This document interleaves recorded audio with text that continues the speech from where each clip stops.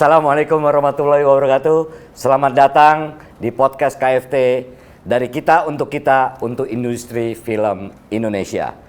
Kali ini dengan tema kisah sukses sinematografer. Dan narasumber kali ini adalah Bang Roy Muda Dato Lolang, atau dikenal dengan Bang Roy Lolang. Hai, baik. Hai Bang. Apa kabar? Lo kok gue nanya apa kabar? Kok nggak pernah tua? Sekarang muda. Oh iya. Kalau Bang Roy ini emang nggak pernah tua, dia selalu muda karena kelihatan dari film-filmnya ngawal dari yang paling sampai yang paling pi ya, yang baru jadi-jadi gitu ya, dikawal tuh ya, Bang Roy ya. Semua dikawal. Susah nggak itu? Susah sih sebenarnya. Kalau susah sih semua pekerjaan tuh memang nggak bisa dianggap enteng ya. Jadi susah itu sangat relatif sebetulnya. Jadi kalau secara persiapan, secara secara risetnya lengkap sih menjadi tidak susah. Oke, jadi semua dihadepin, mau yang tua, mau yang muda, mau yang senior, yang baru jejak, kawal habis. Kawal. Dan itu memang kelihatan sih di karya-karyanya film Bang Roy yang segini banyaknya. Bayangin ini kertas A4 nggak muat. Bang Roy, karena ini nggak muat, Bang Roy cerita dong. Pertama kali kenal sama industri film. Sebetulnya waktu saya belajar di IKJ tahun 84 gitu. Tapi sebelumnya saya udah kuliah di UI. Saya di diploma sastra UI waktu itu. Jadi berjalannya waktu, sebetulnya tadinya ketertarikan saya tuh di musik tadi awal-awalnya gitu.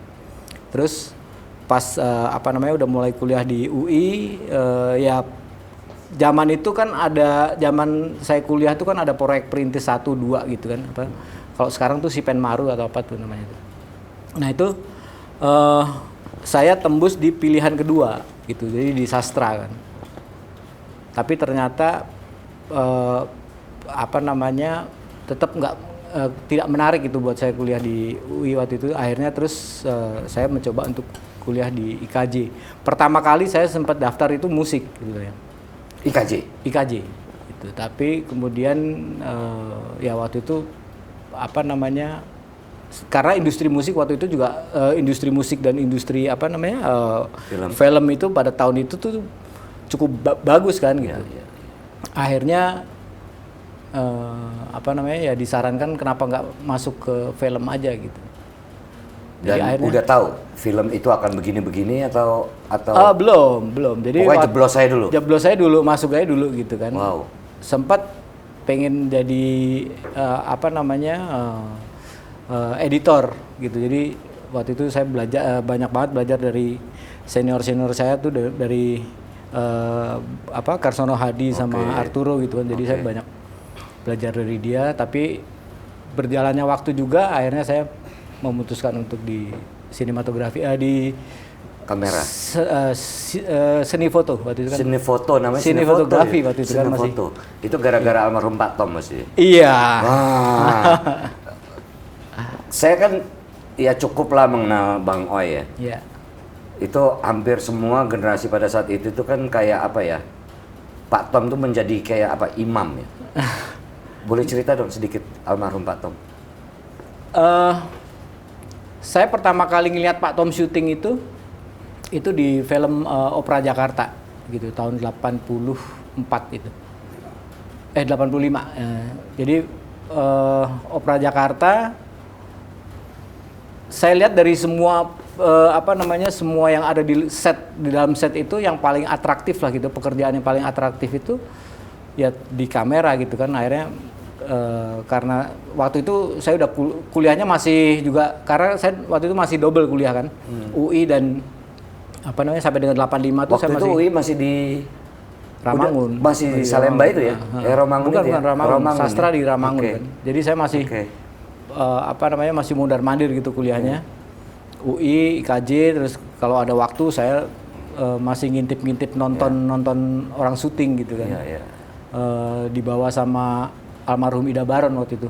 Ida Baron waktu itu kan dia tuh sound kalau nggak salah, dia jadi udah Jadi nonton syuting itu, nah ternyata ketertarikan saya itu memang di situ karena saya ngeliat pekerjaan yang paling atraktif lah gitu kan, paling kelihatan maco saat itu kan. Wih, betul. Ketemu banyak orang, orangnya aneh-aneh. Masing-masing punya karakter sendiri gitu ya. Oke, Bang Roy, ini kan bisa dibilang tuh film panjangnya Bang Roy kalau lihat dari datanya itu kan Kuldesak, itu kan Kuldesak itu kan kumpulan dari Omnibus ya. Omnibus ya, bukan Omnibus Law ya, ini Omnibus film ya, jadi kumpulan dari 4 film, 4 sutradara, lalu digabung jadi satu gitu. Iya.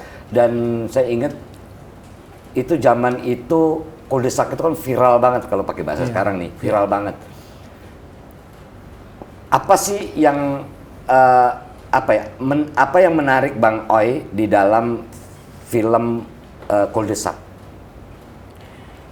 Jadi pada saat itu kan dari berjalannya waktu ya kan industri film kita mati tuh. Ya. Industri film mati. Jadi kita waktu itu tergabung dalam satu kelompok gitu. D4Net Film waktu itu. Pemrakarsanya sih waktu itu Riri Riza, Mira, kemudian Nen Agnas dan Rizal Mantovani gitu kan. Nah,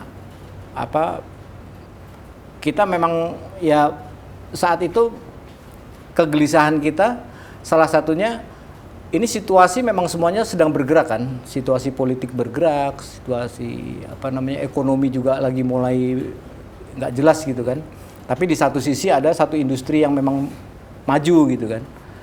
Nah, dari kegelisahan itu akhirnya kita memutuskan untuk mencoba satu pergerakan juga gitu, bahwa ini pergerakan nggak cuma di dunia politik aja gitu, tidak cuma di dunia ekonomi aja gitu. Akhirnya kita mencoba untuk bikin sesuatu. Gitu. Ide dasarnya dari teman-teman ini, dari 4 orang ini. Akhirnya saya kebetulan di tahun-tahun itu saya udah di industri iklan gitu kan, udah mulai syuting iklan gitu. Dan menariknya lagi saat itu gejolak muda kita tuh karena kita syuting rencana pakai seluloid gitu kan, pakai film gitu. Nah, sementara industri TV waktu itu juga mulai naik kan, mulai juga ya. Mulai kita nggak kenal hampir di industri tontonan itu semuanya larinya ke televisi dan industri film yang menggunakan media seluloid itu nggak ada gitu. Nah, ketika muncul ide ini, ya tentunya kan ya waktu itu aku mikirnya cuma gitu. Gue kan belajar film bikin film gitu kan. Udah gitu materinya, formatnya juga dengan seluloid itu sangat menarik lah artinya kan. Ya udah akhirnya kita sama-sama bergerak gitu. Saat syutingnya sebetulnya yang menarik buat yang di Kuldesak itu spiritnya sih. Kita mempunyai spirit yang sama gitu. Bahkan saat kita syuting itu kita nggak mikirin lagi yang salary itu sama sekali kita nggak. Bahkan kita keluar duit keluar duit.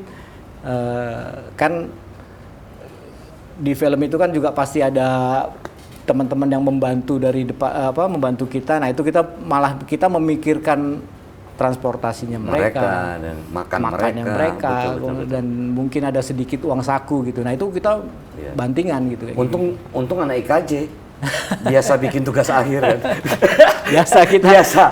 Situasinya kita samain dengan situasi seperti kita bikin karya akhir. Dan alhamdulillah Kuldesak itu banyak diapresiasi orang. Memang Kuldesak itu juga salah satu jadi pemicu kebangkitan film kita ya pada saat zaman itu. Apalagi setelah itu Krismon.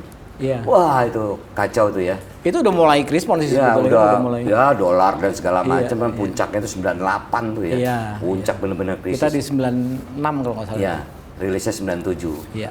Nah, Bang Roy, dari semua film itu kan banyak banget yang masuk nominasi. Iya. Tapi yang paling paling berkesan untuk menang itu kan yang terbaru kan ya. Iya. ASEAN The Best Cinematography ASEAN International Film Festival and Award. Perasaan ini gimana? Ya pastinya sih seneng ya, udah pasti seneng. Apa ya? Sebetulnya sih ya ternyata saya mendapat apresiasi lebih gitu lah dari ASEAN gitu kan. Kalau di Indonesia sih di FFI ya paling saya udah mengukur wah ini gue bisa akan ini paling enggak nih film ini bicara lah gitu kan. Ya karena kan begitu di festival kan biasanya kita lihat nih karya teman-teman kita filmnya ini gua udah tonton nih filmnya apa kayak gitu kan. Keukur gitu ya. Kalau di ASEAN di ASEAN ini kan bener-bener yang jujur sih aku tidak bisa mapping nih siapa musuh-musuh kita, filmnya kayak apa gitu. Nggak tahu gitu kan. Ya ketika pertama kali dapat email dari IAFA, seneng banget gitu pas begitu ngeliat juga juri-jurinya kan, ini berarti memang nggak main-main gitu. Ya alhamdulillah ternyata. Kalau saya nih, surprise banget. Apalagi siapa Titi ya siapa yang terima ya? Ya yang terima itu Jenar sama Jenar. Saya lihat di videonya itu, saya sendiri merinding. Gitu. Karena apa? Karena apa ya? Ya itu benar. Nggak bisa di mapping kalau misalnya di FFI, di FFB gitu. Artinya ya Bang Roy kan kenal lah satu sama lain, saling mengapresiasi, saling dialog. Jadi lebih bisa diprediksi. Kalau ini kan enggak ya. Oke, Bang Roy. Pertanyaan terakhir di segmen ini. Semua orang kan pasti punya obsesi atau punya harapan atau ada nggak sih sesuatu yang baik Bang Oi ini belum tercapai, belum lakuin deh. Walaupun udah sekian banyak nih, atau ini semua udah dilakuin. Maksudnya dilakukan ya apa yang pengen dilakukan? What next? Oleh seorang Roy Lolang. Kalau di keilmuan sinematografi sendiri sebetulnya kita pengen bisa bicara lebih dan bisa minimal tuh kita punya standar yang sama lah gitu secara ya kalau sekarang kan dunia digital ya mungkin secara workflow-nya secara itu kita bisa sejajar dengan industri-industri negara maju gitu. Di sinematografi sendiri sekarang kita ada asosiasi Indonesian Cinematographer Society gitu.